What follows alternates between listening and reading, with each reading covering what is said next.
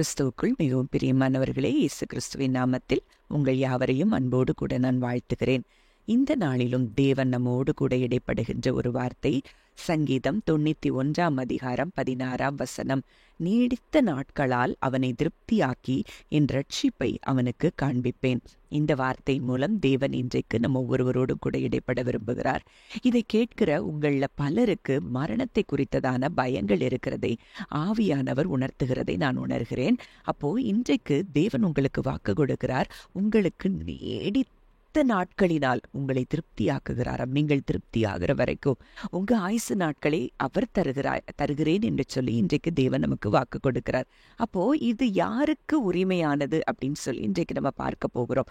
அப்ப நீடித்த ஆயுசு நாட்கள் யாருக்கு இருக்கும் அப்படின்னா, அந்த 91:1 நம்ம பார்க்கிறோம், உன்னதமானவரின் மறைவில் இருக்கிறவன் சர்வ வல்லவருடைய நிழலில் தங்குவான். அப்ப இன்றைக்கு உன்னதமானவருடைய மறைவுல அவருடைய நிழல்ல இருக்கிற நமக்கு அங்கே நீடித்த ஆயுசு நாட்கள் நிச்சயம் உண்டு என்பதை நம்ம அறிந்து கொள்ளணும். அப்ப இன்றைக்கு நான் அந்த இடத்துல தான் இருக்கிறேனா அப்படின்னு சொல்லி நீங்க கேட்டீங்கன்னா, எபிரேயர் 12:22 முதல் 24 வரைக்கும் உள்ள வசனங்களை நீங்க தியானித்து பார்த்தீங்கன்னா, அந்த வார்த்தை அப்படித்தான் சொல்லுகிறதை பார்க்கிறோம். நீங்களோ சியோன் மலையின் இடத்திற்கும் ஜீவனுள்ள தேவனுடைய நகரமாகிய பரம எருசலேமின் இடத்திற்கும், அங்கே பின்பாக சொல்லப்பட்டிருக்கிற வார்த்தை, தெளிக்கப்படும் இயேசு கிறிஸ்துவின் இரத்தத்தின் இடத்திற்கும் வந்து சேர்ந்தீர்கள். அன்றைக்கு அடிக்கப்பட்ட பஸ்கா ஆட்டுக்குட்டியின் அந்த இரத்த பூசப்பட்ட நிலைக்கால்கள் ரத்தம் பூசப்பட்ட அந்த வீடுகளுக்குள்ள அங்கே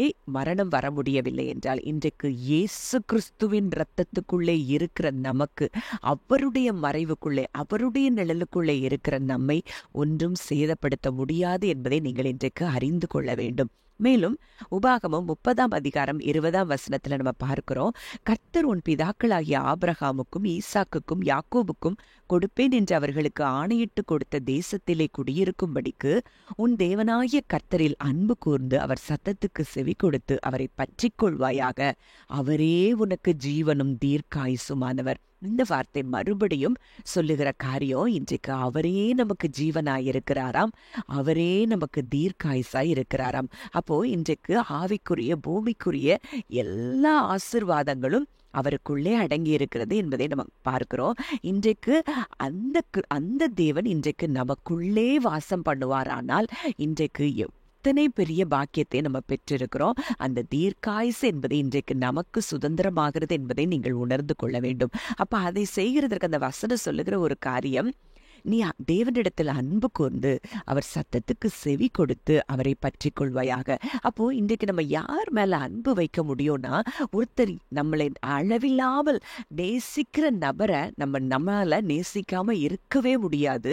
அவங்க எதை சொன்னாலும் நம்ம செய்வோம். இன்றைக்கு தேவன் அப்படித்தான் நம்மை நேசிக்கிறார். என் பிள்ளை நல்லா இருக்கணும், என் பிள்ளை சுகமா இருக்கணும், என் பிள்ளை தீர்க்காயுசோட இருக்கணுங்கிறது தான் அங்கே தேவனுடைய விருப்பமா இருக்கிறது, சித்தமா இருக்கிறது அப்படிங்கிறத நம்ம அறிந்து கொள்ள வேண்டும். அப்போ இன்றைக்கு அப்படிப்பட்ட ஒரு தேவன் நமக்கு இருக்கிறபடியினால நம்ம அவரை நேசிக்கும் போது, அவருக்கு நம்ம கீழ்ப்படிந்து நடக்கும் போது, அங்கே அவர் நமக்கு ஜீவனும் தீர்க்காயுசுமா இருக்கிறார் என்பதை நம்ம அறிந்து கொள்ளணும். 2 நாளாகமம் 24:15 ஒரு காரியம் சொல்லப்பட்டிருக்கிறது. அங்கே யோய்தா தீர்க்காயுசுள்ளவனாய் முதிர் வயதில் மரித்தான், அவன் மரணம் அடைகிற போது 130 வயது அப்படின்னு சொல்லப்பட்டிருக்கு. அப்ப நான் யோசித்தேன், அப்போ தீர்க்காயுசு அப்படிங்கிறது அங்கே 130 வருஷம் என்று சொல்லப்பட்டிருக்கிறது. மேலும் ஆதியாகமம் 6:3 நோவாவின் காலத்தில் அந்த அழிவுக்கு முன்னரே தேவன் சொல்லுகிற ஒரு வார்த்தை, அவன் மாம்சந்தானே, அவன் இருக்க போகிற நாட்கள் 120 வருஷம். அப்ப மனுஷனுக்கு தேவன் நியமித்த வருஷங்கள் 120.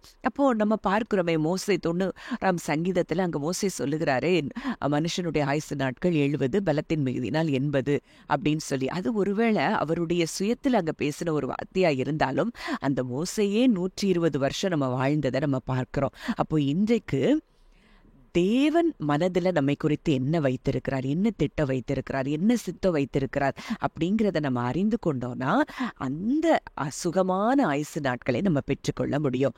அப்போ சங்கீதம் 21:4 தாவீது சொல்லுகிறார், அவர் உம்மிடத்தில் ஆயுசை கேட்டார், நீர் அவருக்கு என்றென்றைக்கும் உள்ள தீர்க்காயுசை அளித்தீர். அப்படி சொன்னவரு அங்கே அவர் வாழ்ந்த காலத்தை நம்ம பார்க்கும்போது 1 நாளாகமம் 29, 26, 28 இவ்விதமாய் ஈசாயின் குமாரனாகிய தாவீது இஸ்ரவேல் அனைத்துக்கும் ராஜாவாயிருந்தான். அவன் தீர்க்காயுசும் ஐஸ்வர்யமும் மகிமையும் உள்ளவனாய் நல்ல முதிர் வயதிலே மரணம் அடைந்தான் அப்படின்னு சொல்லி பார்க்கிறோம்.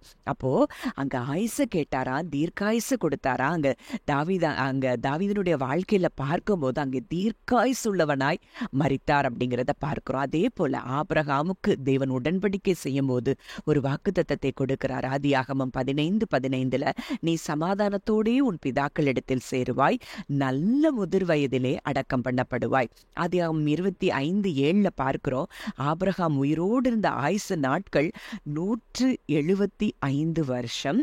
பிற்பாடு ஆபிரகாம் நல்ல நரை வயதிலும் முதிர்ந்த பூரண ஆயுசிலும் பிராணன் போய் மரித்து தன் ஜனத்தாரோடே சேர்க்கப்பட்டான். அங்கே நோவா காலத்திலேயே ஆண்டவர் சொன்னது 120. ஆனா ஆபிரகாமுக்கு ஆண்டவர் வாக்குத்தத்தம் கொடுத்தார், நல்ல முதிர் வயதில் அடக்கம் பண்ணப்படுவாய். அவன் வாழ்ந்த வருஷங்கள் 175. அவர் உண்மையுள்ள தேவன். இன்றைக்கு ஆபிரகாமின் பிள்ளைகளாய் இருக்கிற நமக்கும் இதே வாக்குத்தத்தம் உண்டு என்பதை நீங்கள் மனதில் கொள்ள வேண்டும். மேலும் நம்ம பார்க்கிறோம் யோபு 11:14-17 அங்கே யோபினுடைய நண்பர் ஒரு காரியத்தை சொல்லுகிறார். உம்முடைய கைகளில் அக்கிரமம் இருந்தால் அதை தூரத்தில் அகற்றிவிட்டு அநியாயம் உம்முடைய கூடாரங்களில் வாசமாய் இருக்க ஒட்டாதிரும். அப்பொழுது உம்முடைய முகத்தை மாசில்லாமல் ஏறெடுத்து பயப்படாமல் திடன் கொண்டிருப்பீர். அப்பொழுது நீர் வருத்தத்தை மறந்து கடந்து போன தண்ணீரைப் போல் அதை நினைப்பீர். அப்பொழுது உம்முடைய ஆயுசு காலம் பட்டப்பகலை பார்க்கிலும் பிரகாசமாயிருக்கும். இருளடைந்த நீர் விடியற்காலத்தை போல் இருப்பீர். அப்போ அங்க அக்கிரமத்தை அகற்றும் போது அங்க எப்படி இருக்குமோ ஆயுசு நாட்கள் பட்ட பகலை போல் பிரகாசமாய் இருக்கும் அப்படின்னு சொல்லி வேதம் சொல்லுது. அப்போ இன்றைக்கு லேவியராகமம் 16:21 ஒரு வார்த்தை சொல்லப்பட்டிருக்கிறது. அதன் தலையின் மேல் ஆரோன் தன் 2 கைகளையும் வைத்து அதன் மேல் இஸ்ரவேல் புத்திரருடைய சகல அக்கிரமங்களையும் அவருடைய எல்லா பாவங்களினாலும் உண்டான அவருடைய சகல மீறுதல்களையும் அறிக்கையிட்டு அவைகளை வெள்ளாட்டு கடாவினுடைய தலையின் மேல் சுமத்தி அதை அதற்கான ஆழ்வசமாய் வனாந்திரத்திற்கு அனுப்பிவிட கடவன். இன்றைக்கு அந்த ஆட்டுக்குட்டி எல்லா ஜனங்களுடைய பாவத்தையும் சுமந்து வனாந்திரத்திலே அது போக்காடாய் அனுப்பிவிடப்பட்டதை நம்ம பார்க்கிறோம். இன்றைக்கு இயேசு கிறிஸ்து அதே காரியத்தை நமக்காக செய்திருக்கிறார். 1 பேதுரு 2:24 நாம் பாவங்களுக்கு செத்து நீதிக்கு பிழைத்திருக்கும்படி அவர் தாமே தமது சரீரத்திலே நம்முடைய பாவங்களை சிலுவையில் சுமந்தார், அவருடைய தழும்புகளால் குணமானீர்கள். இன்றைக்கு நம்முடைய அக்கிரமங்கள், மீறுதல்கள், பாவங்கள் எல்லாவற்றையும் அவர் சுமந்து நம்மிடத்திலிருந்து அதை அகற்றிவிட்டு இருப்பாரானால் நம்முடைய ஆயுசு நாட்கள் இன்றைக்கு பட்ட பகலை போல் பிரகாசமாய் இருக்கும் என்பதை நீங்கள் நிச்சயமாய் விசுவாசிப்பீர்கள் என்றால், உலகம் சொல்லலாம், டாக்டர் சொல்லலாம், ரிப்போர்ட் சொல்லலாம், எந்தெந்த காரியங்கள் என்ன சொல்லலாம், அது உண்மையில்லை. என் தேவனுடைய வார்த்தை மாத்திரமே சத்தியம் என்பதை நீங்கள் நம்புவீர்கள். ஆனால் எபிரேயர் 8ஆம் அதிகாரம் அதைத்தான் சொல்லுகிறது.